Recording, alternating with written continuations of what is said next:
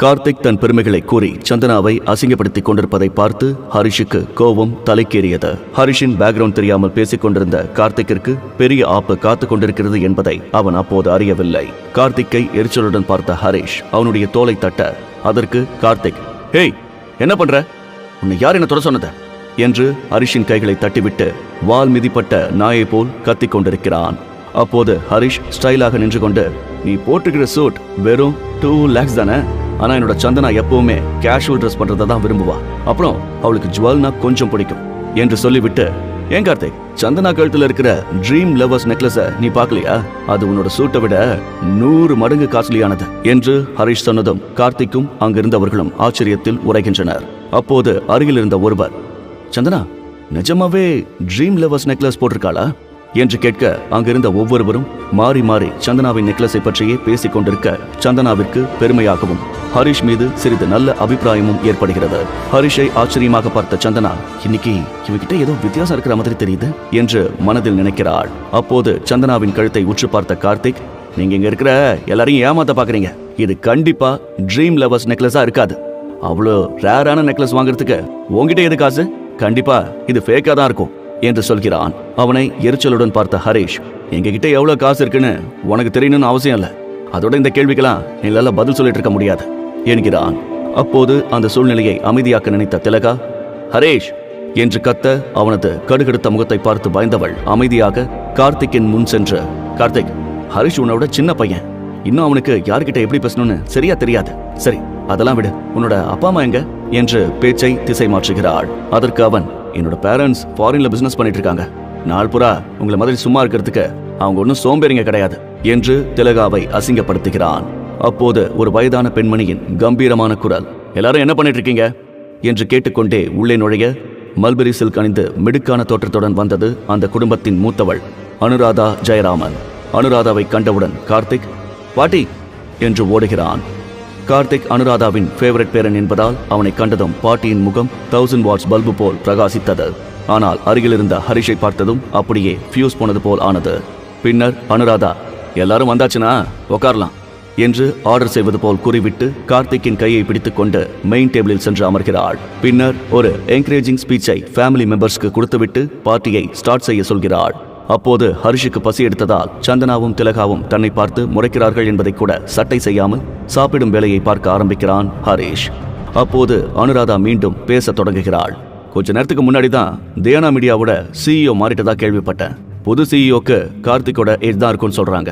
அவர் நாளைக்கு அபிஷியலா பொறுப்பேற்றுக்க போறாரு" என்று கூறியதும் அருகில் இருந்தவர்கள் அனைவரும் பலவாறு முணுமுணுக்க அனுராதா மீண்டும் தொடர்கிறாள்.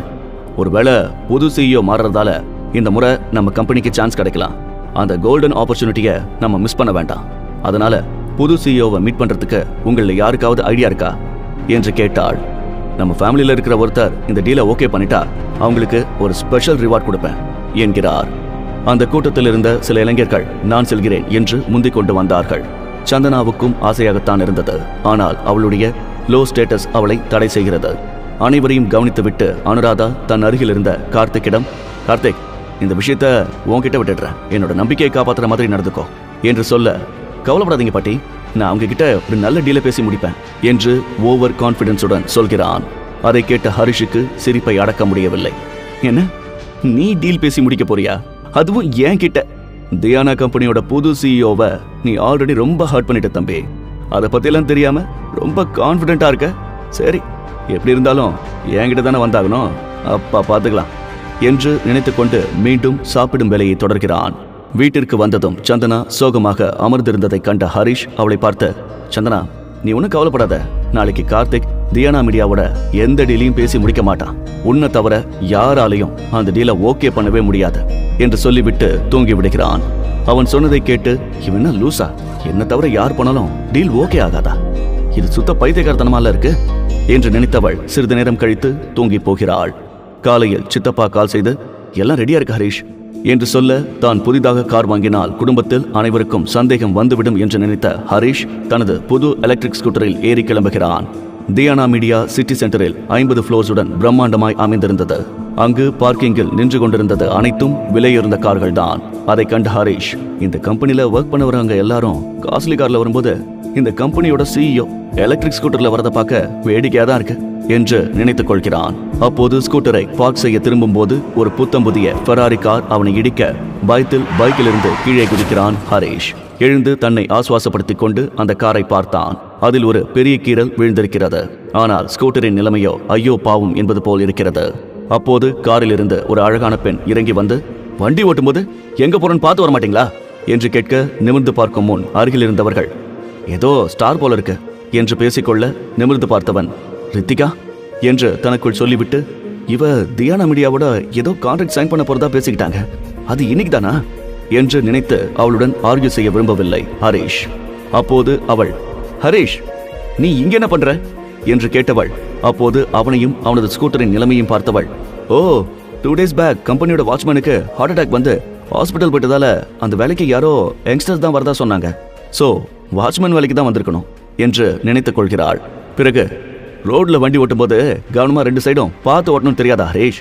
இப்ப உன்னால என்னோட கார் எவ்வளவு டேமேஜ் ஆயிருக்குன்னு பாரு, அதை சரி பண்ண உன்னால காசு கொடுக்க முடியுமா என்கிறாள். அதற்கு ஹரீஷ், என் மேல காரை கொண்டு வந்து விட்டது நீ, என்ன தப்பு சொல்றியா என்று கேட்டுக்கொண்டிருக்க, அப்போது திடீரென்று ஒரு ஆண் குரல் கேட்டது. என்ன நடந்துச்சு, ஏன் இவ்வளவு கூட்டமா நிக்கிறீங்க என்று கேட்டுக்கொண்டே வர அவனுக்கு அனைவரும் வழிவிட்டு நிற்கின்றனர். என்ன நடக்கப் போகிறது? ஹரிஷ் சிஇஓவா இல்லை வாட்ச்மேனாக அவமானப்பட போகிறானா? தெரிந்து கொள்ள இப்போதே பாக்கெட் எஃப்எம்மில் கிங் தமிழ் கதையை கிளிக் செய்து அடுத்த எபிசோடை கேளுங்கள்.